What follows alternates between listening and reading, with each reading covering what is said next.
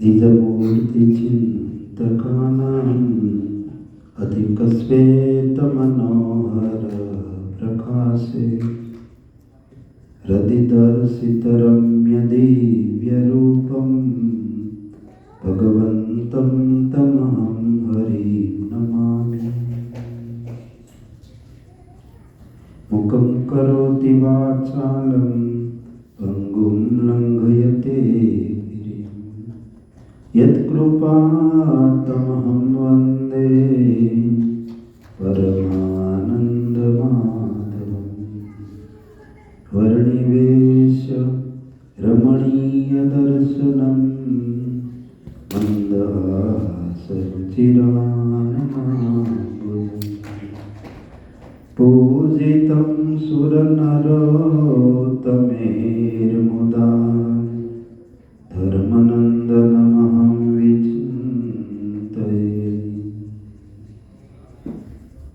बोलो श्री स्वामीनारायण भगवान ने जय। श्री लक्ष्मीनारायण देव की जय। श्री नरनारायण देव की जय। श्री रामचंद्र भगवान की जय। श्री बालकृष्ण लाल की जय। श्री कष्टभंजन देव की जय। श्री विघ्न विनायक देव की जय। ओम नमः पार्वती पतये हर हर महादेव।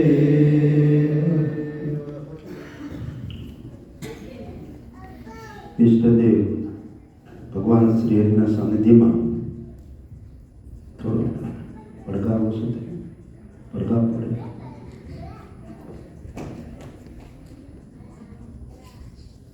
આ સભામાં ઉપસ્થિત કેલિફોર્નિયાથી પધારેલા હરિપ્રસાદજી સ્વામી તેમજ અમારી સાથે ન્યૂજર્સીથી પધારેલા શ્રી ઇન્દ્રજી સ્વામી, અમારા ન્યૂજર્સી મંદિરના વાઇસ પ્રેસિડેન્ટ ઇન્દ્રવદનભાઈ તેમજ એડમિન્ટનથી પધારેલા મોહનીશભાઈ, હિતેશભાઈ, આદિ ભક્તો, દીપકભાઈ, આદિ ભક્તો બધા અહીંના બધા જે સતીશભાઈ ને બધા ઉમેશભાઈ ને બધા ભક્તો છે, અક્ષત છે, બધા ઘણા બધા ભક્તો છે. અહીંથી વધારેલા બધા સર્વે ભક્તો સર્વને ભાવથી જય શ્રી સ્વામિનારાયણ.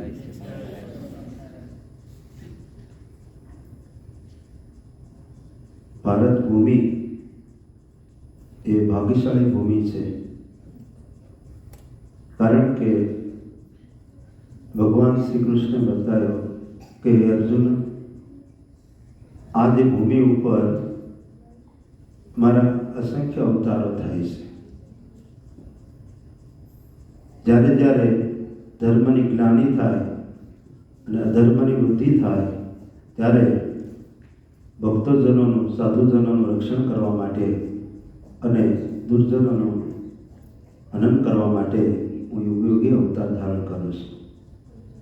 જેમ કે બતાવ્યું, વ્યાસ મુનિએ લખ્યું સંસ્કૃતમાં, યદા યદા હિ ધર્મસ્ય ગ્લાનિર્ભવતિ ભારત અભ્યુત્થાનમ ધર્મસ્ય તદાત્માનં સૃજામ્યહં પરિત્રાણાય સાધૂનાં વિનાશાય ચ દુષ્કૃતાં સદ્ધર્મ સંસ્થાપનાર્થાય સંભવામિ યુગે યુગે. હે અર્જુન, જ્યારે જ્યારે યદા યદા ધર્મસ્ય ગ્લાનિર્ભવતિ, ધર્મ જ્યારે અસુરો દ્વારા એને ગ્લાનિ પહોંચાડવામાં આવે છે ત્યારે હું અવતાર ધારણ કરું છું. તદાત્માન, હું પોતાના આત્માને સર્જન કરું છું. ક્યાં? પૃથ્વી ઉપર. પૃથ્વીમાં પણ ક્યાં? તો ભારત ભૂમિ ઉપર પ્રગટ થાય છે. એવો ભારત ભૂમિનો મહિમા છે. ભગવાનના ત્યાં 24 મુખ્ય અવતાર, 10 અવતાર અને અસંખ્ય અવતાર થયા છે. એમ આપણા શાસ્ત્રોમાં બધી બતાવવામાં આવ્યું છે. તો એવી રીતે ભગવાન પૂર્વે આપણે જોયું હમણે કે રામ ક્યાં જન્મ્યા, એનું બધું બહુ લોકો 500 વર્ષથી સંશોધન કર અને ફાઇનલ એક જગ્યા નક્કી કરી કે આ જગ્યાએ રામચંદ્ર ભગવાનનો જન્મ થયો છે.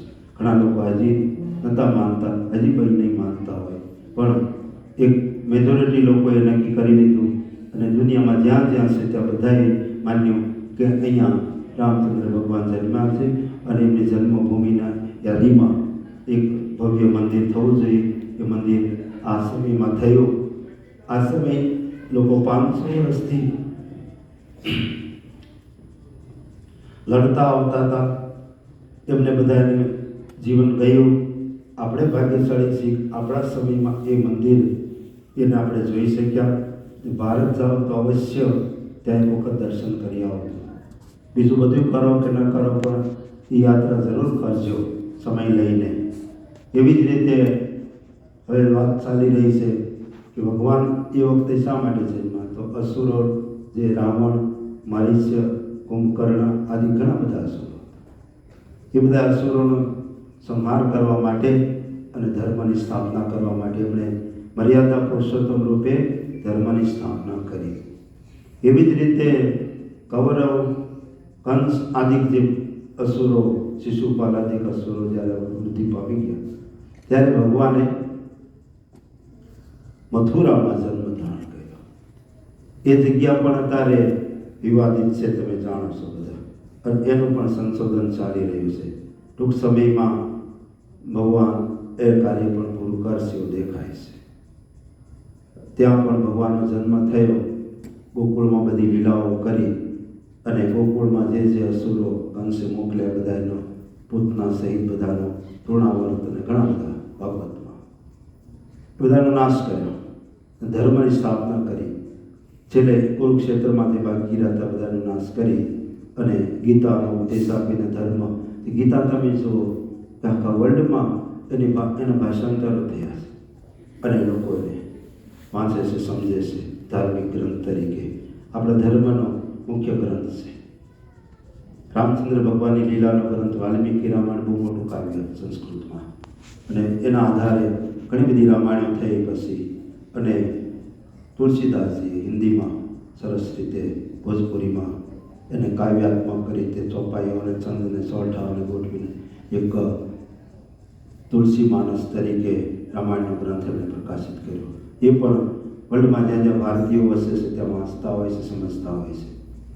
તેવી જ રીતે ભગવાન શિવનું પણ અત્યારે આવી ગયું કે અહીંયા પણ મંદિર હતું. તો ભૂમિમાં એવા મહાન મહાન ભગવાનના અવતરણો થયા છે કે ત્યાં એ તીર્થભૂમિમાં મંદિરો બન્યા છે, એની યાદી અને સ્મૃતિઓ છે. પૂર્વે જોઈએ તો પ્રહલાદ જેવા ભક્તોનું રક્ષણ કરવા માટે ભગવાન ઋષિ રૂપે અવતાર ધારણ કર્યો છે. અને હિરણ્યકશ્યપનો જે પિતા અસુર હતો એવા બધાનો નાશ કર્યો છે. તેવી જ રીતે એનો ભાઈ જે હતો હિરણાક્ષ, એ પણ એક અસુર હતો, આખી પૃથ્વીને લઈ જતો રહ્યો એવો હતો. ભગવતમાં એ બધી પુરાણોમાં કથા છે. એનું ભગવાને વરાહરૂપ લઈને એ પૃથ્વીને ગોતી કાઢીને લડ્યા, એની સાથે એનો નાશ કરી નાખ્યો હિરણાક્ષનો, અને પૃથ્વી સ્થિર કરી વરાહ ભગવાન રૂપે. એવી રીતે ભગવાન વામન રૂપે બલિને પાસેથી 3 ડગલા લઈને વામન ભગવાને એ બલિ રાજાને પણ પોતાના શરણે લઈ અને એને પાતાળનું રાજ આપી દીધું અને દેવોને મુક્ત કર્યા અને એનું રાજ્ય સોંપાયું દેવોને પાસ. એવી જ રીતે પરશુરામ રૂપે ભગવાને અવતાર ધારણ કરીને જે અમુક ક્ષત્રિયોમાં પણ અમુક એવા એ થઈ ગયા હતા ધર્મ વિરોધ વાળા, તો એ લોકોનો નાશ કરાયો પરશુરામ રૂપે કરીને. એવી રીતે બુદ્ધ રૂપે, કલ્કી રૂપે અવતરણ થશે, બુદ્ધ રૂપે થઈ ગયો. તો આવા અવતારો થાય છે પૃથ્વી ઉપર. એટલે એ પૃથ્વી ક્યાં? તો ભારત ભૂમિમાં. મથુરા ક્યાં? તો ભારતમાં. એ બધા જે જગ્યાઓ છે, લગભગ તમે અવતારોની જગ્યાઓ જો તો ભારત ભૂમિ છે. શાસ્ત્રમાં નક્કી કર્યું છે કે ભૂમંડળ એવું છે તો ત્યાં ભગવાન અવતરણ કરે છે. ગંગાને, હિમાલયના એ બધા તીર્થોના સાનિધ્યને લીધે ત્યાં અવતરણ થાય છે. અને ત્યાંથી આપણો ધર્મ, સનાતન ધર્મ તમે જુઓ, આમ તો જ્યારથી આ સૃષ્ટિનું સર્જન થયું છે ત્યારથી આપણો ધર્મ છે. સૃષ્ટિનું સર્જન થાય છે ત્યારે ભગવાન પહેલાં પહેલું આપણા ધર્મનું જે જ્ઞાન છે એ બ્રહ્માને આપે છે. અને ચતુર્મુખ બ્રહ્મા એ 4 વેદોનું જ્ઞાન છે, એ પરંપરામાં એ જ્ઞાન આપણા ઋષિમુનિઓ ધારણ કરતા કરતા અહીંયા સુધી પહોંચેલું છે. એટલે સનાતન ધર્મ એ સર્જન થાય છે ત્યારથી જ છે. કારણ કે એમાં સૂર્યનું સર્જન થયું છે તો સૂર્યને આપણે ભગવાન માનીએ છીએ અને પૂજન કરીએ છીએ. એમાં ચંદ્રનું સર્જન થયું છે, ચંદ્રને પણ આપણે ભગવાન માનીએ છીએ અને પૂજન કરીએ છીએ. એમાં ગંગા નદીનું સર્જન થયું છે તો ગંગાને પણ આપણે દેવી માનીએ છીએ, પૂજન કરીએ છીએ, એમાં સ્નાન કરીએ. હિમાલયમાં પણ આપણે ભગવાન છે, આપણા પહાડોમાં આપણા ભગવાન છે. વૃક્ષોનું સર્જન થયું છે તો પીપળામાં આપણા ભગવાન, ગીતામાં ભગવાન કીધું વૃક્ષાણામાં સ્વસ્થ વસ્મી. તુલસીજી એ પણ આપણે દેવી રૂપે છે. એક એક આપણા જે સનાતન ધર્મના પ્રતીકો જે છે એ સર્જન થયું ત્યારથી જ છે અને અત્યાર સુધી ચાલે છે. અને જ્યાં સુધી સૂર્યચંદ્ર રહેશે વિશ્વમાં ત્યાં સુધી એ ધર્મને કોઈ નાશ તો નહીં જ કરી શકે. નુકસાન જરૂર કરતા હોય છે. ટાઈમે ટાઈમે ભગવાન એને કોઈને કોઈ પુરુષોને મોકલીને અથવા પોતે આવીને એનું રક્ષણ કરે છે. એની જવાબદારી ભગવાનની જ છે, એટલે એને નાશ થવા દેતા નથી. આ પૃથ્વી ઉપરથી જ્યારથી આ સર્જન થયું છે ત્યારથી હિન્દુ ધર્મને નાશ કરવાના અસંખ્ય પ્રયાસો થયા છે. તમે જુઓ અત્યારે આ બધી વોટ્સઅપ ને યુટ્યુબ ને એના લીધે આપણને મેસેજ મળે છે અને ખબર પડે છે કે હિન્દુ ધર્મના જે પ્રતિક રૂપે મંદિરો, અસંખ્ય મંદિરોનો નાશ થયો છે, છતાં પણ હિન્દુ ધર્મ નાશ નથી પામ્યો. મુખ્ય મંદિરો બધા 30-40 હજાર 60,000 જેટલા મંદિરો તોડવામાં આવ્યા છે, તો પણ આ ધર્મ અડીખમ છે. તો આપણને એનું ગૌરવ છે કે આપણે એ ધર્મમાં જન્મ્યા. જન્મથી જ આપણને સનાતન ધર્મ મળ્યો છે. એ ધર્મના એ સંપ્રદાયના આપણે ફોલોવર્સ થયા છે. આપણા ભાગ્ય છે કે આપણા માતા પિતાએ આ જીવને, આ શરીર એ સનાતન ધર્મ રૂપે આપ્યું છે. તો જન્મથી જ આપણને ધર્મ છે, પણ એ ધર્મને આપણે સમજીને આપણે વધારે એમાં અનુસરવાનું છે. અને એમાં આપણે આપણા જે નાના બાળકો છે એને એનું મહત્ત્વ સમજાવવાનું છે. અને એનું મહત્ત્વ સમજાય એટલા માટે ભગવાન પોતે આવીને જ્ઞાન, ગુરુએ તો જ્યારે સૃષ્ટિ થઈ બ્રહ્માને જ્ઞાન આપ્યું, એ ચાલતું રહ્યું, પણ શ્રી કૃષ્ણ ભગવાન અર્જુનને કહે છે કે જ્ઞાન ક્ષીણ થયું, કાલે કરીને ફરી હું તને આપું છું. ફરી ક્ષીણ થાય, ફરી ભગવાનનો અવતાર થાય. બુદ્ધ રૂપે આવીને જ્ઞાન આપ્યું, સ્વામિનારાયણ ભગવાન રૂપે આવીને જ્ઞાન આપ્યું. ઘણાને એમ થાય કે સ્વામિનારાયણ એટલે એક સહજાનંદ સ્વામી એટલે એક સંત હતા. સંત નહીં, પણ એ ભગવાન રૂપે એ સંતનું જેમણે જીવન જીવ્યા, ત્યાગી રૂપે જીવન જીવ્યા. જેમ વ્યાસ ભગવાન હતા એ ત્યાગી રૂપ અવતાર કહેવાય. કપિલ ભગવાન જે છે એ પણ આપણા ભગવાન એ અવતાર છે 24 અવતારમાં. તો કપિલ ભગવાન છે એ ત્યાગી રૂપ અવતાર છે. નારદ પણ ભગવાન ગણાય છે આપણા સનાતનમાં. તો નારદજી પણ એક ત્યાગી રૂપ રહ્યા છે. તો અમુક અવતાર ત્યાગી રૂપે હોય, અમુક અવતાર રાજા રૂપે હોય. રામચંદ્ર ભગવાન, શ્રી કૃષ્ણ ભગવાન એ રાજા રૂપના અવતાર છે. રાજ્યની જેમ રહે, રાજાની જેમ એ એમનું જીવન હોય, ભગવાનનું ચરિત્ર. પણ આ વખતે ત્યાગ રૂપ અવતાર ધારણ કર્યો છે. અને એટલે સ્વામિનારાયણ ભગવાનના સંત શું એટલે કહું છું એવું નહીં, પણ એનું 5000 વર્ષ પહેલાં સ્કંદ પુરાણમાં વાસુદેવ મહાત્મામાં આ રીતનો અવતાર થશે એમ લખવામાં આવ્યું છે. સ્કંદ પુરાણનું જે વાસુદેવ મહાત્મા છે, સ્કંદ પુરાણમાં આપણે જે સત્યનારાયણની કથા કરીએ છીએ સ્કંદ પુરાણમાં છે. એવી જ રીતે એ રેવા ખંડમાં છે. આમાં બીજો વિષ્ણુ ખંડ છે. વિષ્ણુ ખંડની અંદર વાસુદેવ મહાત્માના 18મા અધ્યાયમાં બધા અવતારો ભગવાન બ્રહ્માને સમજાવે છે કે તમે સૃષ્ટિનું સર્જન કરો અને વારે વારે આવીને હું તમારું રક્ષણ કરીશ અને તમને સહકાર આપીશ. તો પ્રથમ હું મત્સ્ય રૂપે આવીશ, પછી કુર્મ રૂપે આવીશ, પછી વરાહ રૂપે આવીશ. એવી રીતે અવતારને ગણાવતા ભગવાન બ્રહ્માજીને કહે છે કે હું જ્યારે ઉત્તર કૌશલ દેશમાં મુનિના શાપ થકી મુનિઓનો ઉદ્ધાર કરવા માટે સામવેદી બ્રાહ્મણ તરીકે હું અવતાર ધારણ કરીશ. શ્રી કૃષ્ણ ભગવાન, રામચંદ્ર ભગવાનના અવતારો સમજાવ્યા પછી આ વાત સમજાવી છે. અને એ વાત સ્કંદ પુરાણમાં 5000 વર્ષ પહેલાં લખી. ભગવાન તો 200 વર્ષ પૂર્વે પ્રગટ થયા સ્વામિનારાયણ ભગવાન, પણ 5000 વર્ષ પહેલાં લખાયેલું છે. એટલે એને ભગવાન માનીએ છીએ. બાકી સંતો હજારો આ સંપ્રદાયમાં થયા. ગોપાળાન સ્વામી, ગુણાતાન સ્વામી, મુક્તાન સ્વામી જેવા લાખો સંત થયા. પણ એ સંતને સંત રૂપે પૂજવામાં આવે છે અને ભગવાન રૂપે નહીં. ભગવાન જે છે એમાં એના ચરણમાં 16 ચિહ્ન હોય, એમના લક્ષણો હોય, એમાં જ્ઞાન, એમાં શક્તિ, બળ, ઐશ્વર્ય, વીર્ય અને તેજ, આ 6 ગુણો છે એ મુખ્યપણે હોય. એવા ગુણો બીજા કોઈ મહાપુરુષોમાં ન હોય. એટલે આપણા ધર્મમાં, સનાતન ધર્મમાં જે ભગવાનના અવતાર હોય એને જ ભગવાન માનવામાં આવે છે. બીજા ઋષિમુનિઓ લાયક ભગવાનના ગુરુ વશિષ્ઠજી હતા, એ પણ મહાજ્ઞાની. વાલ્મીકી ઋષિ થયા, એમના આખું રામાયણ લખ્યું, એ પણ મહાન જ્ઞાની. તુલસીદાસજી પણ મહાન સંત, પણ એ સંત છે. શંકરાચાર્ય, પછી માધવાચાર્ય, નિમ્બાર્કાચાર્ય, વલ્ભાચાર્ય, એ બધા મહાપુરુષ રૂપે છે. પણ ભગવાનના જે રામકૃષ્ણ આદિ છે એ અવતાર રૂપ છે. તો એવી રીતે ભગવાન અને મહાપુરુષ એમાં થોડોક તફાવત હોય છે.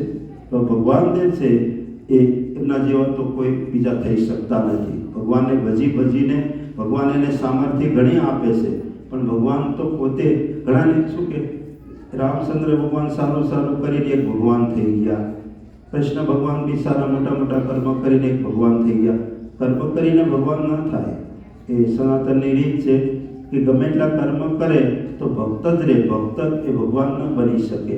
તો ભગવાન અને ભક્તની વ્યાખ્યા ઘણી બધી અલગ છે આપણા શાસ્ત્રોમાં. એનો તાર વિસ્તાર નથી કરતો. પણ સ્વામિનારાયણ એ એક મહાપુરુષ નથી, પણ ભગવાનનો અવતાર છે, શાસ્ત્ર સંમત છે. એટલા માટે સ્વામિનારાયણ સંપ્રદાયના અનુયાયીઓ એમને ભગવાન તરીકે એમની ઉપાસના કરે છે. તો એવી રીતે સનાતન ધર્મના જે પ્રતીક રૂપે ભગવાનના અવતારો છે એમાં મુખ્ય વિષ્ણુ અવતાર અને શિવ અવતાર. તો શિવ અવતારની ઉપાસના છે એ ખાસ કરીને લિંગ રૂપે એમની ઉપાસના થાય છે. અને વિષ્ણુ રૂપના જે અવતારો છે એમની મૂર્તિઓ પધરાવવામાં આવે છે. નારાયણ ભગવાન હોય, સત્યનારાયણ ભગવાન હોય, કે વિષ્ણુ ભગવાન હોય, લક્ષ્મીનારાયણ હોય, રામચંદ્ર ભગવાન, કૃષ્ણ ભગવાન, એ બધા વિષ્ણુ રૂપના અવતાર છે. અને શિવ મંદિરો જે છે બધા એ શિવ રૂપના બધા આપણે ત્યાં મુખ્ય 12 જ્યોતિર્લિંગ છે એ બધા શિવ રૂપના સ્વરૂપો છે. તો શિવ ઉપાસના અને વિષ્ણુ ઉપાસના એમાં ઘણી વખત બહુ જાજો સમુદાય થાય તો એમાં થોડો વિવાદ બી હતો. પણ સ્વામિનારાયણ ભગવાન કીધું શિવ પણ એ જ પરબ્રહ્મ છે અને નારાયણ પણ પરબ્રહ્મ છે. બે બ્રહ્મ જ છે, એ કંઈ ભક્ત નથી. બે ભગવાન છે, પણ બે ભગવાન નથી. એમાં એ એક જ ભગવાનનું જુદું રૂપ છે એમ સમજો.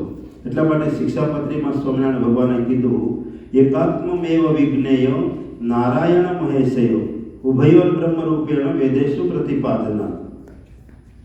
એકાત્મમેવ વિજ્ઞેય એટલે બેને એક આત્મા રૂપે જુઓ. બે આત્મા નથી. શિવનો આત્મા જુદો, રામનો આત્મા જુદો એવો નથી. રામેશ્વરમાં રામચંદ્ર ભગવાને શિવ પૂજન કર્યું તો ત્યાંના આધારે એમ કહેવામાં આવે કે રામ ત્યાં ભક્ત નથી. શિવનું ભલે એમને સ્થાપન કર્યું, પૂજન કર્યું, એક સંસ્કૃતિને શીખવાડવા માટે મોટું એક પુલ બાંધવો છે, સેતુ મોટી બાંધવી છે, એક મોટું મહાનિર્માણ કરવું છે. એટલે એક દેવની સ્થાપના એમણે ત્યાં વિઘ્ન ના આવે એટલા માટે કરી છે અને એમનું પૂજન કર્યું છે. પણ શિવ સમજે છે કે એ ભગવાન જ છે અને ભગવાન બી સમજે છે કે આ ભગવાન છે. એટલે કોઈ એમ સમજે કે શિવ છે એ રામના ભક્ત છે અથવા રામ છે શિવના ભક્ત છે, તો બે જણ છે એનું થોડું એટલું અજ્ઞાન છે. કારણ કે બે ભગવાનના જ સ્વરૂપ છે.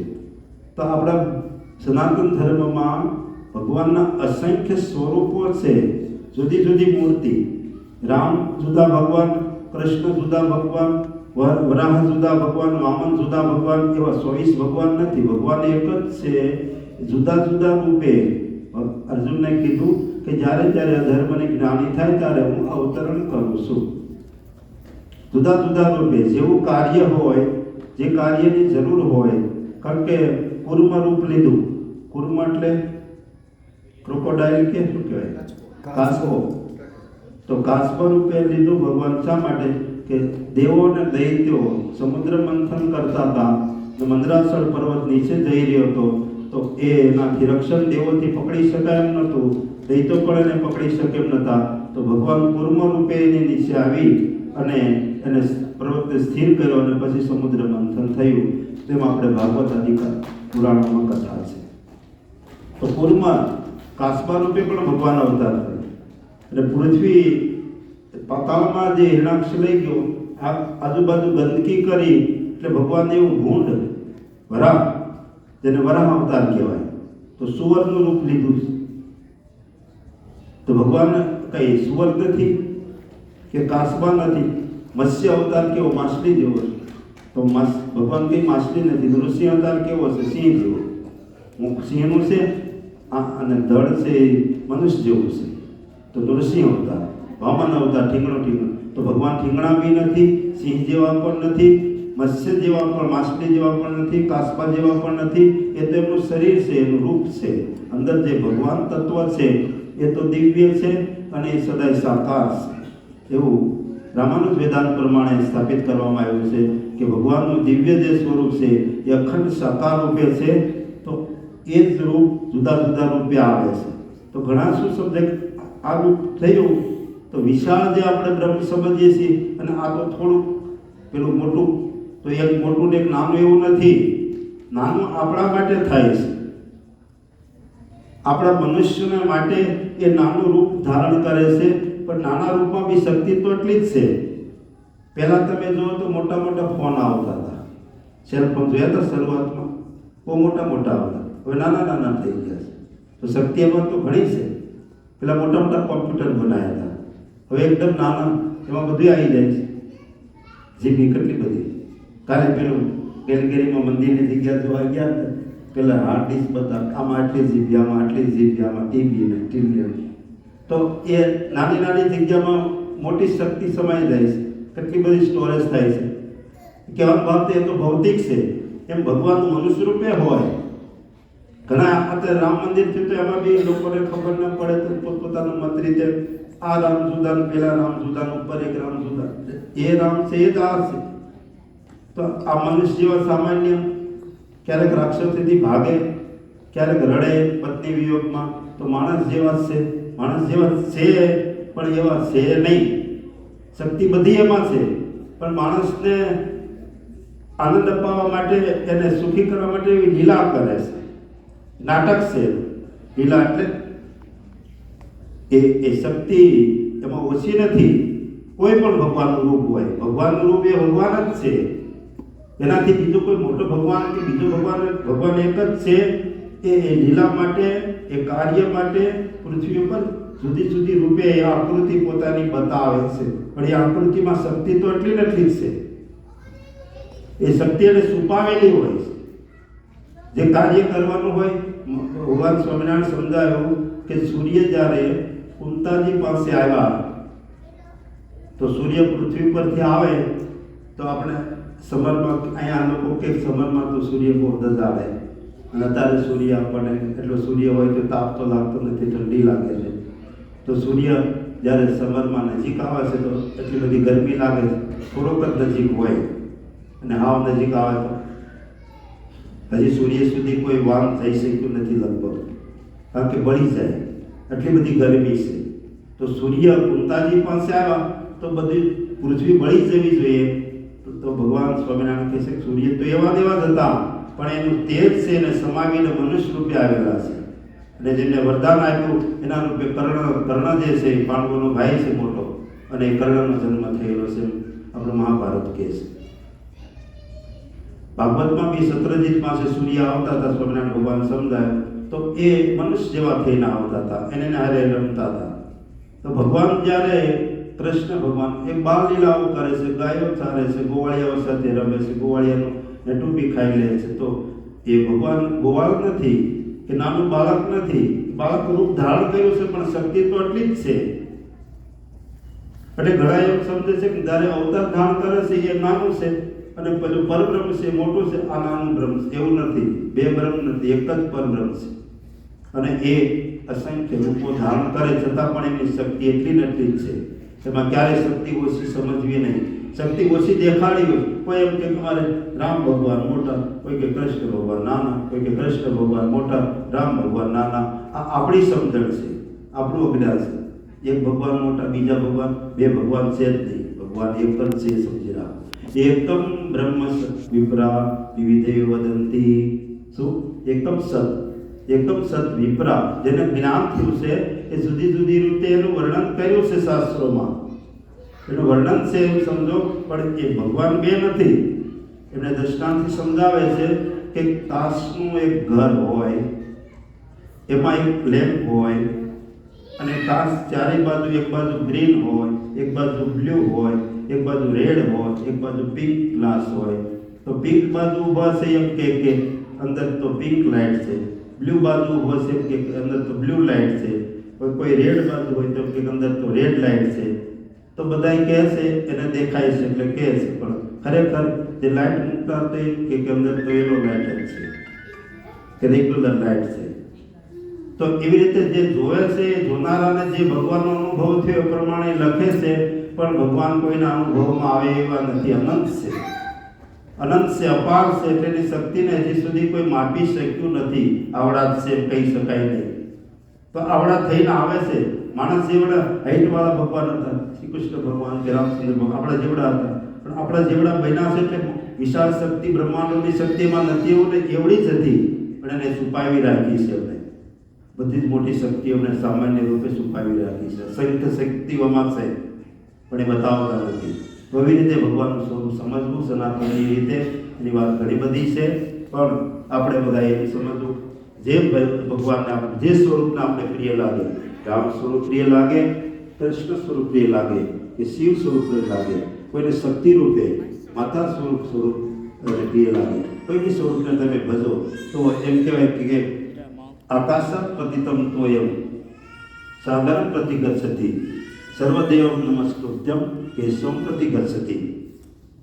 આકાશમાંથી પડેલું પાણી સાગરમાં જેમ જાય છે એમ ભગવાનના કોઈ પણ પ્રતીકને આપણે માનીએ એ ભગવાન સુધી પહોંચાડે છે. એવી રીતે સમજીને ભગવાનની કોઈ પણ રૂપને આપણા ભારત સનાતન ધર્મમાં આપણા મહાપુરુષો માનેલા કોઈ પણ સ્વરૂપને તમે માનશો, ઉપાસના કરશો તો ભગવાન સુધી એ તમને પહોંચાડી દેશે. એવી રીતે અહીંયા બધા આપણે મળીને ભેગા થયા છે ત્યારે સરસ અહીંયા મને કહેવામાં આવ્યો અક્ષરભાઈ અને સતીશભાઈને વાત કરતા હતા, આપણા ભક્તોદાયસિંહ પર વાત કરતા હતા. અમે લોકો નવરાત્રિ હોય, જન્માષ્ટમી હોય કે દિવાળી હોય, આ બધા ફંક્શનો કરીએ છીએ, ભેગા થઈએ છીએ. બહુ સારી વાત છે. થોડો સમુદાય હોય તો બધા ભેગા થઈને કાર્ય કરવું, એમાં સહકાર આપવો તન મન ધનથી. અને એ આપણે તો ભારતમાં જન્મીને આવ્યા તો હિન્દુ ધર્મ સનાતન ધર્મ સુધીના મૂલ્ય આપણે સમજ્યા છીએ, પણ આપણા જે બાળકો છે એને સમજાય, એમને પણ આપણું કલ્ચર એને પકડી બેસાડવાનો એવો મતલબ નથી કે આપણે હિન્દુ ધર્મની સંખ્યા વધારવાનો એવો મતલબ નથી, પણ એનું સારું થાય છે, એનું હિત છે. એમાં સનાતન ધર્મ છે, મહાપુરુષો એને ભગવાને પોતે સ્થાપન કરેલો છે, એટલા માટે એમાં આવનારનું આત્યંતિક હિત રહેલું છે. આ લોકમાં પણ એ બાળક સુખી થાય છે અને પરલોકમાં પણ જ્યારે આ શરીર તો છોડવાનું છે ત્યારે એની મુક્તિ થાય છે. એટલા માટે સનાતન ધર્મની પદ્ધતિ છે એ અતિશય ઉત્તમ છે. એટલા માટે સનાતન ધર્મની કંઈ પણ પ્રવૃત્તિ થતી હોય એમાં બધા સહકારરૂપ થવું. આજે શાકોત્સવનો જ્યારે પ્રસંગ છે ત્યારે એની થોડી તમને વાત કરી દઉં. શાકોત્સવ એટલે શું? તો સ્વામિનારાયણ ભગવાન જેવી રીતે રામચંદ્ર ભગવાનની લીલાઓ કરી, કૃષ્ણ ભગવાન લીલાઓ કરી, ભગવાન અવતારો થાય ત્યારે પૃથ્વી ઉપર પોતાના ભક્તો સાથે લીલાઓ કરતા હોય, એમ સ્વામિનારાયણ ભગવાન આ લોકનું હિત કરવા માટે, અનંત જીવોનું કલ્યાણ કરવા માટે પ્રગટ થયા. તો પ્રથમ એમણે અયોધ્યામાં જે સભ્યામાં જન્મ લઈ અને ત્યાં બધી લીલાઓ કરી. અયોધ્યામાં પણ પોતે રહ્યા છે, ત્યાં પણ રેલવે સ્ટેશનની પાસે સ્વામિનારાયણ મંદિર છે, ત્યાં ભગવાન પછી પોતાના પિતા સાથે રહ્યા છે, ત્યાં પણ ઘણી લીલાઓ કરી. રોજ હનુમાનગઢીએ દર્શન કરવા જતા, રામ જન્મભૂમિ દર્શન કરવા જતા, ત્યાં થતી કથાઓ પણ ભગવાન સાંભળતા. તો એવી રીતે ત્યાં બધી ઘણી બધી લીલાઓ. પછી વનમાં ફરતા ફરતા આખા ભૂમંડળ એટલે ભારત ભૂમંડળની યાત્રા કરીને ગુજરાતમાં આવ્યા અને ગુજરાતમાં એમણે રામાનંદ સ્વામી પાસે રહી અને સ્વામિનારાયણ સંપ્રદાયની એમણે શરૂઆત કરી. લોજમાં ત્યાં પહેલાં સદાવ્રત અપાતું, તો સ્વામિનારાયણ ભગવાને વિચાર્યું આ સદાવ્રતમાં જે જમશે એનું પણ અમારે મુક્તિ કરવી છે. તો એમાં પણ અસંખ્ય જીવોની મુક્તિ કરી. પછી સ્વામિનારાયણ ભગવાને વિચાર્યું અમારે મોટા મોટા યજ્ઞ કરવા છે, યજ્ઞમાં જે આવીને દર્શન કરશે જમશે એમનું પણ અમારે ઉદ્ધાર કરવો છે. તો એવી રીતે પણ મોટા મોટા રુદ્રયાગ અને વિષ્ણુયાગ કરાવીને અસંખ્ય જીવોનું કલ્યાણ કર્યું. ત્યાર પછી સ્વામિનારાયણ ભગવાને મોટા મોટા રંગ ઉત્સવ ને અન્નકૂટ ઉત્સવ ને જન્માષ્ટમી ઉત્સવ એવા ઉત્સવો કરીને એમાં પણ અસંખ્ય જીવોનું કલ્યાણ કર્યું. પછી ભગવાને વિચાર્યું કે આવી રીતના ઉત્સવ કરે એમાંનો એક આ શાક ઉત્સવ છે. ભગવાને મંદિરો પણ બનાવ્યા કે આ મંદિરોમાં દર્શન કરશે, પૂજન કરશે, મૂર્તિઓ દ્વારા પણ અસંખ્ય જીવોનું મારે કલ્યાણ કરવું છે. પોતાના પછી એમણે ગુરુ સ્થાને આચાર્યોની સ્થાપના કરી કે આચાર્ય દ્વારા પણ અસંખ્ય જીવોનું કલ્યાણ થશે અને તારે પણ એ થઈ રહ્યું છે. તો એ વખતમાં આપણા મંદિરો ભારત ભૂમિમાં બન્યા. પછી હું તો ઘણા બધા દેશોમાં ફરું છું, તો જ્યાં જ્યાં આપણા ભારતીયો ગયા છે ત્યાં એમણે કંઈ હિન્દુ સેન્ટર ઊભા કર્યા છે, મંદિરો ઊભા કર્યા છે સંપ્રદાયની રીત પ્રમાણે. ત્યાંથી પૂજારીઓ કે સંતો લાવીને ત્યાં પૂજા, કથા, વાર્તા, સત્સંગનો, યજ્ઞનો કે ઉત્સવનો લાભ લોકો લઈ રહ્યા છે. તો એવી રીતે ભગવાનનો ઉત્સવ કર્યા. એમાં એક આ શાકોત્સવ છે એ સ્વામિનારાયણ સંપ્રદાયનો એક નવીન ઉત્સવ છે. એટલે કે કાઠિયાવાડમાં જ્યારે સ્વામિનારાયણ ભગવાન ગઢપુરમાં હતા ત્યારે ત્યાં પણ નજીકનો એક નાનકડું રાજ્ય, તેના બધા એ વખતે કાઠી રાજાઓ, તો એક લોયા નામનું ગામ અને એ ગામના આજુબાજુના વિસ્તારના રાજા સુરાકાચર હતા. એમને પણ સ્વામિનારાયણ ભગવાનની અનન્ય નિષ્ઠા હતી. એ વખતના બધા કાઠી જે રાજાઓ કાઠિયાવાડમાં હતા એ બધા એ વખતમાં ધાર્મિક નહોતા, પણ સંતોના અને સ્વામિનારાયણ ભગવાનના સંઘથી બધા લગભગ રાજાઓ ત્યાંના કાઠિયાવાડના રાજાઓ બધા ધાર્મિક બન્યા હતા અને સ્વામિનારાયણ ભગવાનનો આશીર્વાદ આપતા હતા. અત્યારે પણ છે અને એ લોકો ઘણી જગ્યાઓ આપી છે અને એમના ગામડાઓ મંદિર પણ થયા છે. તો આ સુરાખાસરનો એવો ભાવ હતો કે ભગવાન મારે ગામ પધારે એમની ઈચ્છા હતી. અને એ વખતમાં બરોબર એમને ઘરમાં ચોરી થઈ. એના દરબારમાંથી ચોર લોકો એક પટારો લઈ અને ગામ બહાર જતા રહે, પણ પટારો એમનાથી તૂટ્યો નહીં. રાતે લઈ ગયા, સવાર સુધી તોડવાની મહેનત કરી. પટારો એટલે ખબર છે ને, જૂના લોકોને ખબર હશે, લાકડાની મોટી પેટી હોય અને એમાં પછી પિત્તળની અથવા તો લોખંડની પાટીઓથી બરાબર મજબૂત કરેલો હોય અને લોખંડના મોટા મોટા વડાવડા તો તાળા હોય. એ તાળો એમનાથી તૂટ્યું નહીં એટલે પટારાનું એટલું લોખંડ બે રીતનું લાગેલું હતું પિત્તળે કે ઉપરથી બી તૂટ્યું નહીં. ઘણી મહેનત થઈ, પણ એમને લાગ્યું કે હવે દિવસે કોઈ આવી જશે અને ખબર પડશે તો સુરાખાસર તો આપણે સજા કરશે, એટલે પટારો મૂકી નાગી ગયા. એ લોકો સવારમાં ખબર પડી, લોકોએ જોયું કે દરબારનું દિવાલ તૂટી છે. બધાએ વાત કરી, સુરાખાસર જાગી, જોયું તો અંદર કંઈ ગયું નથી ને જોયું રૂમ મકાનમાંથી તો એક એમના ઓરડામાંથી પટારો જતો રહ્યો.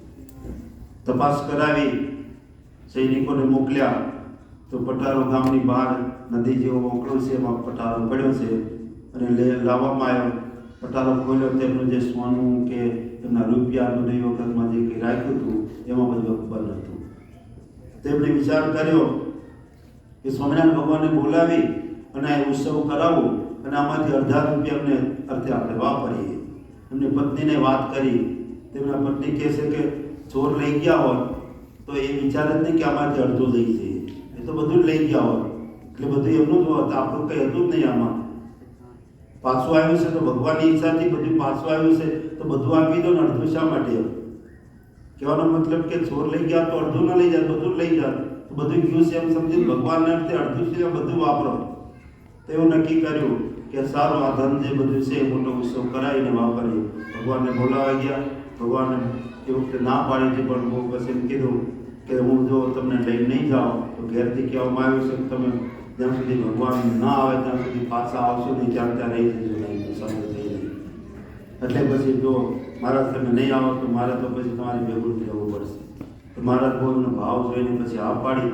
સંતો હરિભક્તો સાથે મહારાજ લોયામાં પધાર્યા અને એ વખતે બરોબર આવી સિઝન હતી શિયાળાની, એટલે રીંગણા બહુ થયેલા.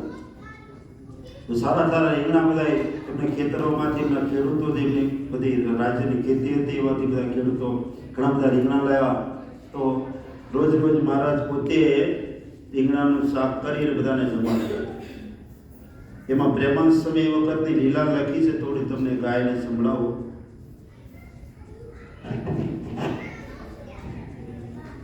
એ વખતે સ્વામિનારાયણ ભગવાને પોતે એ જાતે શાક બનાવીને ભક્તોને જમાડતા હતા, સંતોને જમાડતા હતા. એ વખતનો જે પ્રસંગ છે એને તમે અહીંયા આપણે ગાયને સાંભળશું. વળી વખાણું સાકો સવલીલા કરી, વળી વખાણું સાકો સવલીલા કરી, નયણે નિરખ્યા કરતા સુંદર સાકદો, નયણે નિરખ્યા કરતા સુંદર સાકદો, દ્વાદશ મણ એકાક્ષર તો વઘારમાં, દ્વાદશ મણ એકાક્ષર તો વઘારમાં, જોવા આવ્યા શિવ બ્રહ્મા તજી નાગજો, જોવા આવ્યા શિવ બ્રહ્મા તજી નાગજો, વળી વખાણું સાકો સવલીલા કરી, વળી વખાણું સાકો સવલીલા કરી. સાકોત્સવની લીલા સ્વામી કેવું વખાણું, કેવી રીતે ભક્તો બધા રીંગણા લાવ્યા અને એને ધોઈને સુધારવામાં આવ્યા અને સંતો બધા મહારાજની સાથે સેવામાં છે. મહારાજ પોતે એ બધું તૈયાર થયું છે, એનો વઘાર મૂક્યો તો કેટલું કીધું આમાં ખબર છે? દ્વાદશ એટલે કેટલું થાય? 12 મણ એકાક્ષર એટલે ઘી, જેનું એક અક્ષર છે, એક અક્ષર વસ્તુ છે. એ ઘી 12 મણ. પેલા બનાવનાર શું નામ છે? રવિભાઈ કેટલા મણ ઘી મૂક્યું તમે? અમે ન્યૂજર્સી મંદિરમાં આ સિઝનમાં 4 વખત સાપોત્સવ કરીએ છીએ. અમારા ભંડારી સ્વામી છે, એમને ખબર કેટલા મણ રીંગણા હોય સ્વામી? 22 મણ 23 મણ રીંગણા, 23 મણ રીંગણાનું શાક કરતા હોય છે 4 વખત એક વર્ષમાં. એટલે બહુ જ્યાદા માણસો છે ને, જેટલું શાક લોકો જમે એટલું જ પાછું લઈ જાય છે લોકો, ડબ્બા ભરી ભરીને, એટલે શાક બીજાને આપવા માટે. તો 12 મણ રીંગણ ઘીનો વઘાર મહારાજે મૂક્યો. 60 મણ રીંગણા હતા એમ સમજો, લખ્યું 60 મણ રીંગણા અને 12 મણ વઘાર, એટલે ઘણું બધું. અને એ ઘીમાં જ પકવેલું શાક, તેલમાં કર્યું નથી, ઘીથી જ. તો એને સંતો શિરિયો 4 સુધારીને વૃંતા કરી, શિરિયો 4 સુધારીને વૃંતા કરી, દેલે મોટા માંડમાહી ભગવાન જો, દેલે મોટા માંડમાહી ભગવાન જો, લવણ મસાલો હળદી મરચામાં વધી, લવણ મસાલો હળદી મરચામાં વધી, હાથે લઈ નાખે કૃપાની દાન જો, હાથે લઈ નાખે કૃપાની દાન જો, વળી વખાણું સાકો સવલીલા કરી, વળી વખાણું સાકો સવલીલા કરી. એની 4 સીરીઓ કરી અને મોટા પાત્રમાં મૂકે, જે વઘાર જે ઘીનો કરી લેવામાં મૂકેલી હશે. મહારાજને જે હળદર આપે, મરચું આપે, લવણ એટલે મીઠું બી નાખે, તે બધું હાથથી નાખતા રહે છે. અને એ હળદરવાળા હાથ હોય, પાછળ ધોતિયું પહેરે તેને લૂસે, તો એ ધોતિયું બી હળદીવાળું થઈ ગયું છે. એમાં લખ્યું છે સ્વામીએ, હળદીવાળા હાથ લુવે નિજ ધોતીએ, હળદીવાળા હાથ લુવે નિજ ધોતીએ, જોજે સુંદર દિલે પટ પરિક્રમ જો, જોજે સુંદર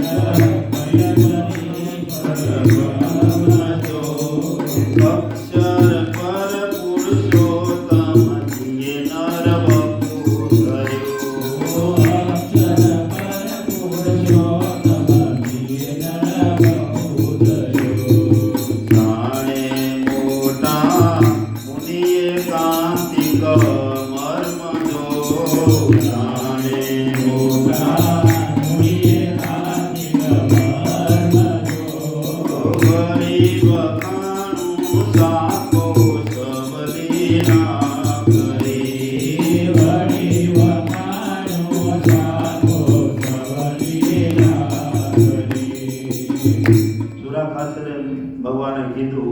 કે મહારાજ મોટો ઉત્સવ કરાવો અને ગુજરાતમાંથી બધે ગામડેથી ભક્તોને બોલાવો.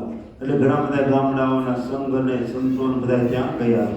તો એમાં ભુવાના કામદાસ પટેલ ગામના આગેવાન અને બીજા બધા ભક્તો હતા એમની સાથે ત્યાં આવ્યા. તો એમને સ્વામિનારાયણ ભગવાનને વિશે મહિમા નહોતો એટલે એ પહેલી વાર આવેલા દર્શન કરવા. તો એ બધાને પૂછે કે આમાં ભગવાન કોણ? કોઈ સંત હતા, કોઈ એ હતા. ભગવાન તો રસોઈયાના કપડાં પહેરી લીધેલા હતા. એટલે કે આમાં ભગવાન કોણ? તો એમને હારે આવેલા જે ઓળખતા હતા એમને કીધું પેલું જે શાક બનાવે છે એ ભગવાન છે. તો એ તો કે રસોઈયા જેવા લાગે છે.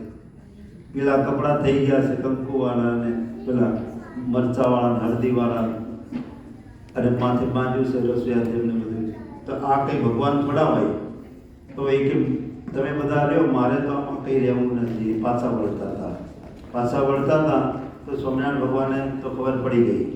એને કીધું મુક્તાન સ્વામીને કે કોઈ ગંગા કિનારે જઈને પાછો આવે તો કેવું ગણાય? તો કે તો મૂર્ખ ગણાય. તો પેલા સાંભળ્યું કે મને કહેતા લાગે છે. એટલે પાછું વળી જોયું તો ભગવાન ત્યાં એ જે સુરાખાસરની ઓસરી ઉપર દિવ્ય રૂપે નારાયણ રૂપ ધારણ કરીને જમતા હોય અને રાધા લક્ષ્મીને પીરસતા હોય એવા એમને દર્શન થયા.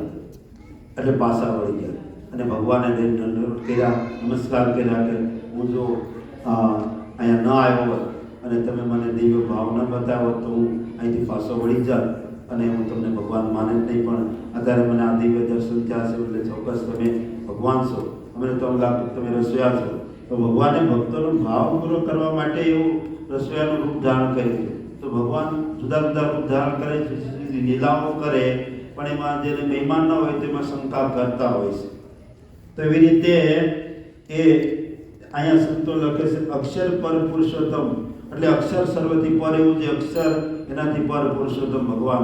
એમણે નર વપુ એટલે નર શરીર, જેવી રીતે કૃષ્ણ રૂપ શરીર, રામ રૂપ શરીર, ભગવાન એવા અસંખ્ય રૂપ અવતાર ધારણ કર્યા, એવું જ આ રૂપ છે. એમ કે ભગવાનનું ધામમાંથી આવેલું આ રૂપ છે. દેખાય છે મનુષ્ય જેવું, પણ એ મનુષ્ય નથી, એ ભગવાન છે. અક્ષરાતીત પૂર્ણ પુરુષોત્તમ ભગવાન છે.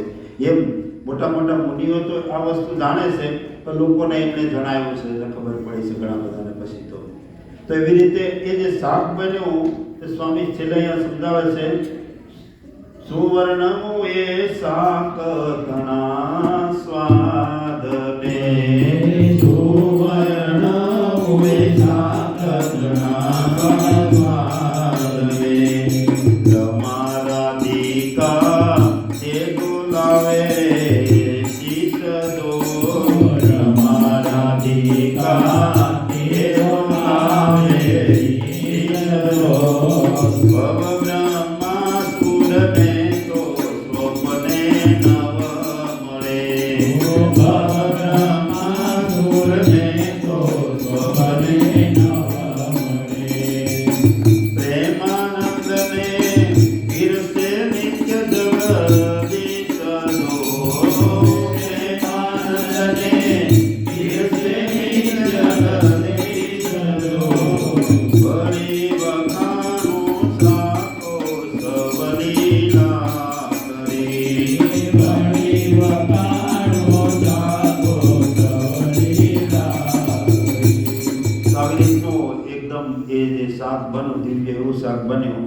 કે રમા એટલે લક્ષ્મીજી, રાધિકાજી એ વિચારે અમે ભગવાન માટે બનાવીએ છીએ પણ અમારથી આવું બનતું નથી. આવું એમાં સ્વાદ થયો. અને બ્રહ્માદિક દેવતાઓ પણ એ પ્રસાદને ઈચ્છે. એ પ્રસાદ પ્રેમાનંદ સ્વામી કે અમે તો 2 મહિના સુધી ત્યાં મહારાજ રોકાયા છે. આપણે તો 1 દિવસની વાત કરીએ છીએ, તો 2 મહિના સુધી મહારાજે રોજ સાફ કરી અને પોતે જમ્યા પછી બધા સંતોને અને ભક્તોને જાતે પીરસીને જમાડતા હતા. ભગવાનનો એક નિયમ હતો કે દર વખતે સંતો હરિભક્તોને પોતે પીરસતા હતા. સંતો વિશ્રામ કરીને આવે તો ભેટવાનું અને કોઈનું મૃત્યુ થાય તો એને પોતે આવીને ધામમાં લઈ જવાનું. આ 3 નિયમો ભગવાનને હતા. અને એને પીરસવાનું, એમને ભેટવાનું અને એમને અંતકાળ આવે ત્યારે ધામમાં લઈ જવાનું. તો આવી રીતના અખંડ એ નિયમ સ્વામિનારાયણ ભગવાને પાડેલા હતા. કે તો એવી રીતના ભગવાને એ શાકનો સ્વાદ મૂક્યો કે એ બ્રહ્માદિક દેવતાઓ પણ એને ઈચ્છે. જેમ શ્રી કૃષ્ણ ભગવાન બાળલીલા કરતા હતા ત્યારે એમને શિવજીએ કીધું આ જે મોર પીંછવાળો જે ગોવાળ છે એ ભગવાન છે, પણ બ્રહ્મા કે ના, હું એવી રીતે પરીક્ષા લીધા વગર એને ભગવાન ના માનું, મને તો ગોવાળ જેવું લાગે છે. એવું છે, બરાબર ગોવાળીઓ બધા જમતા હોય અને ભગવાન પેલા કોઈ રોટલા ખાય, કોઈ શાક ખાય, કોઈ છાશ લાવ્યા હોય તો મધુમંગલ નામનો એમનો જે મિત્ર હતો એ છાશ પીતો હોય અને છાશમાં રેલો હાલે ત્યાંથી ભગવાન પણ પી લે એ છાશને. આવું લીલાઓ લખી છે. તો એમ કે આ ગોવાળિયાનો હેઠળ થાય છે તો બ્રહ્મા કે હું એમને ભગવાન કેમ માનું? શિવજી કે એ જ ભગવાન છે, હું તો એના દર્શન કરું છું, બ્રહ્મનું ધ્યાન કરું છું. તો શિવજી ભક્ત નથી, પણ એ લીલાઓનું સ્મરણ કરે છે. આપણે સમજાવે છે ભગવાન ભલે ગોવાળ હોય તો પણ એ ભગવાનની લીલાઓ સંભાળવી એનું ચિંતન કરવું. તો બ્રહ્માજી એ બી ભગવાન છે, આપણને શીખવાડે છે. એટલે બ્રહ્માને લેવલે પહોંચ્યા પછી પણ ભગવાનને ઓળખી શકતા, એને ખબર છે, પણ આપણે સમજાવવા આવી બધી લીલાઓ થતી હોય છે. તો બ્રહ્મા કેવું ન માન, તો પછી એને પરીક્ષા લેવા માટે શું કર્યું કે બધા ગોવાળિયા જમતા હતા, એના વાસલાઓ દૂર ચરતા હતા, એને લઈ અને એમને સત્યલોકમાં સંતાડી દીધા. ને પછી આવ્યા, હવે શું કરે છે જોઈએ. તો ગોવાળીઓ જમીરા પછી જોવે છે કે આપણા વાસણાઓ કઈ ગયા, દૂર જતા રહ્યા, કે બધે બહુ ગોત્યા પણ જડ્યા નહીં. ભગવાને જોયું કે આ તો બ્રહ્માએ કર્યું છે કામ. એટલે ભગવાને એને ગોતવા નીકળ્યા, ત્યાં બાજુ ગોવાળિયાઓને પણ બ્રહ્માએ લઈ અને સત્યલોકમાં રાખી દીધા. તો ભગવાન તો એકલા, ના ગાયો રહી, વાસણા વર્યા, ના ગોવાળિયા વર્યા, એકલા થઈ ગયા. આ તો બ્રહ્માએ બરાબર કરી. એટલે પછી બ્રહ્માને પાઠ ભણાવવા માટે ભગવાને શું કર્યું, એ બાળકોને લઈને પછી જ્ઞાન મૂકીને ફરી આવે છે. જો હવે શું થાય છે, જો કે ભગવાને છે તો ખબર પડશે. તો એ અહીંયા આવે છે, ભગવાન ત્યાં ગયા સત્યલોકમાં બ્રહ્માનું રૂપ લઈ અને ચોકીદારોને કહી દીધું કે હવે પૃથ્વી પર મારા જેવો બીજા બ્રહ્મા છે અને એ પાછા અહીંયા આવશે, એટલે એને આવવા દેશો નહીં. એ કહે છે ભગવાન હતા પણ બ્રહ્માના રૂપથી ગયા હતા અંદર, એટલે એ તો અંદર જતા રહ્યા સત્યલોકમાં. ચોકીદારો બરાબર ખબરદાર થઈને ઉભા રહ્યા. અને બ્રહ્મા કે હવે ભગવાન તો પાછા ક્યાં ગયા, એને જોયા નહીં ત્યાં વૃંદાવનમાં. એટલે પાછા પોતાના લોકમાં આવે છે. ગોવાળિયાને એ તો બધું બરાબર છે ને, પણ ત્યાં આવે તો ચોકીદારો અટકાવ્યો. ચોકીદારો કે તમે ખોટા બ્રહ્મા છો, અંદર જવા નહીં મળે. બહુ સમજાવે તો કે અમારા જે બ્રહ્મા છે તો અંદર બેઠા છે, તમે ખોટા બ્રહ્મા છો, અમને કઈ ગયા રહીએ. તેને લાગ્યું કે હું જ બધા મનુષ્ય બનાવનાર, મેં મારા જેવો તો કોઈ બનાવ્યો નથી, મારા જેવું કોઈ બની શકે તો ભગવાન જ હોવા જોઈએ. એટલે પછી ભગવાનને ત્યાંથી દરવાજે માફી માગે છે, મને માફ કરી દો, મેં તમારી પરીક્ષા લેવા કર્યું, તમે ખરેખર ભગવાન છો. પછી બધું ગોવાળિયાઓને લાય એની વાત થઈ. પણ પછી બ્રહ્માને એમ થયું આ પ્રસાદ તો ખરેખર ભગવાનનો પ્રસાદ તો લેવો જોઈએ. તો એ ભગવાને બી જાણ્યું કે હવે પ્રસાદ લેવા બ્રહ્મા મહિમાથી હવે આવી રહ્યા છે. તો બાળકોને કીધું કે આજે જે આપણે ખાવ છો એ નીચે કંઈ પડવા દેશો નહીં. બ્રહ્મા કીડી બનીને ફરતા હતા, એ ભાગવતમાં લખ્યું. કારણ કે ભગવાન એમના પ્રસાદ તો આપશે નહીં, કીડી રૂપે ફરતા હતા, તો કશું પડવા દીધું નહીં. પછી એમ જાણ્યું કે હવે હાથ ધોવા એમનામાં આવશે તો હાથમાં ચોટેલું છે, માછલી બનીને હું પ્રસાદ લઈ લઈશ.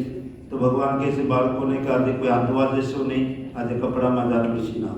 ત્યારથી તમે બાળકોને જુઓ તો ચોકલેટ કે કજું ખાય તો આમ કરી નાખશે કપડામાં, બાળક નેચરલી. પછી એવું કહે છે, પણ કહેવાનો ભાવ કે બ્રહ્માને એ પ્રસાદ મળ્યો નથી, એવો ભગવાનનો મહિમા છે. તો આપણે ભાગ્યશાળી છીએ કે આપણા ઘરમાં ભગવાન હોય, ક્યાં ઉત્સવ થતો હોય એનો પ્રસાદ આપણે મળે છે.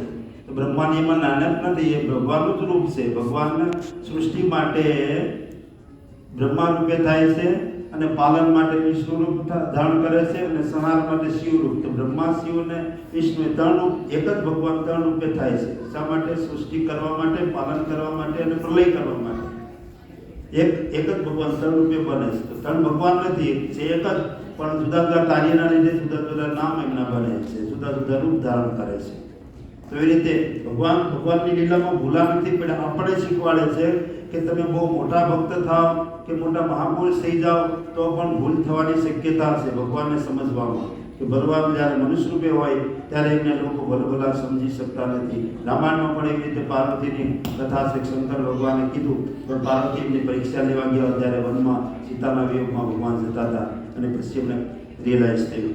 તો એવી રીતે ભગવાનના સ્વરૂપને આપણે શાસ્ત્રો દ્વારા, કથાઓ દ્વારા સાંભળીએ છીએ. અને સમજીને એની ઉપાસના કરવી.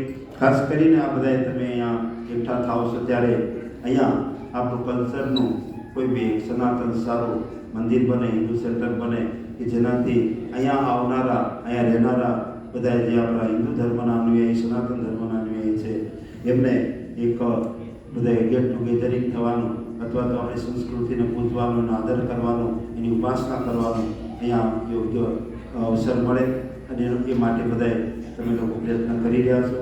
આજે ઉત્સવમાં પધારેલા ભગવાનને પ્રાર્થના કરીએ કે તમને બધાને એવી શક્તિ આપે કે જ્યાં જ્યાં હિન્દુ સનાતન ધર્મના અનુયાયી ગયા છે તેમણે જરૂર ત્યાં પોતાની ઉપાસનાનું સેન્ટર ઊભું કર્યું છે. તો અહીંયા પણ એવું સેન્ટર ઊભું થાય અને બધાને અહીંયા ભગવાનના ઉપાસના, એમની ભક્તિ, એમના ઉત્સવો, એમના પ્રસંગો દ્વારા સુખ શાંતિ મળે અને આપણા કલ્ચરની પ્રવૃત્તિઓને અહીંયા બધી એક્ટિવિટી થાય કે જેના લીધે આપણા નાના નાના બાળકોને પણ આપણા સનાતન ધર્મના સંસ્કારો જળવાઈ રહે. એટલા માટે ભગવાનને પ્રાર્થના કરીએ છીએ અને એ રીતે તમે બધા જે પ્રયત્ન કરી રહ્યા છો એમાં ભગવાન તમને ખૂબ જ શક્તિ આપે. આવી જ રીતે અહીંયા ભેગા થાવ છો જ્યારે સંતો કે મહાપુરુષો કોઈ આવતા હોય આપણા, ત્યારે તમારે અવશ્ય ભેગા થવું અને એ સિવાય દર મહિને કોઈ એક દિવસ નક્કી રાખો કે એક જગ્યાએ ભેગા થઈ અને હનુમાન ચાલીસા હોય, સુંદરકાંડ હોય કે ભાગવત કથા હોય, કોઈ પણ આપણા ધર્મનું, આપણે ઉપાસનાની ઘણી બધી શાસ્ત્રોની રીત છે એમાંથી જે આપણે અનુકૂળ પડે એવી રીતે જુદા જુદા વખતે આપણે પ્રસંગો કરી શકાય. આપણા સંતો હોય હનુમાન ચાલીસા ઉપર બી કથા કરતા હોય, સુંદરકાંડ ઉપર, રામાયણ ઉપર, ભાગવત ઉપર પણ કથા કરતા હોય, અથવા આપણે બધા મળીને પણ પાઠ કરી શકીએ, અથવા આપણે યુટ્યુબમાં બી સ્ક્રીન ઉપર કોઈ ભાગવતની કે સુંદરકાંડની કે હનુમાન ચાલીસાની કથાઓ કે પાઠ આપણે બતાવીને પણ બધા ભેગા થઈને લાભ લઈ શકીએ. અને એવી રીતે તમને માર્ગદર્શન આપવામાં આવશે કે જરૂર પડે ત્યાં સહકાર પણ અમે જરૂર તમને સહકારમાં છીએ. અહીંથી એડમિટથી આવેલા હિતેશભાઈ બધા કાંઈ રહેલા છે એ પણ તમારે સાથે સહકારમાં છે, મોનિશભાઈ વગેરે બધા. તો જરૂર તમે અહીંયા આગળ વધો અને આપણે બધા સાથે મળી અને આપણી ઉપાસનાનું કેન્દ્ર અહીંયા કંઈ પણ એક થાય. સતીશભાઈ જેવા મજબૂત માણસો છે એ તો કે અમુક અહીંયા મૂવિંગ નદીની જેમ છે ફરવા, એના પેલો બિયાર થવા માટે આવતા હોય, જતા હોય. અમુક લોકો જે બિઝનેસવાળા છે તો સ્થાયી છે, અમુકનો જોબ ટાઈમી છે, લોકો સ્થાયી છે, પણ જે આવે છે એને પણ લાઈક વિદ્યાર્થીઓ આવ્યા હોય તો આવું કંઈ હોય તો એમને પણ લાભ મળે. અને કુટ બનતું હોય તો એને પ્રથમ નવા આવનારને આવું આપણે બધા ભેગા થતા હોય તો ઓળખાણ થાય તો એમને કંઈ નોકરી હોય, વિદ્યાર્થીઓ આવે એને જરૂર હોય તો એને સહકાર મળે. એટલા માટે બધા એટલે આવી રીતે ગેધરિંગ કરતા રહેજો, પસંદ કરતા રહેજો. સહજાનંદ સ્વામી મહારાજ.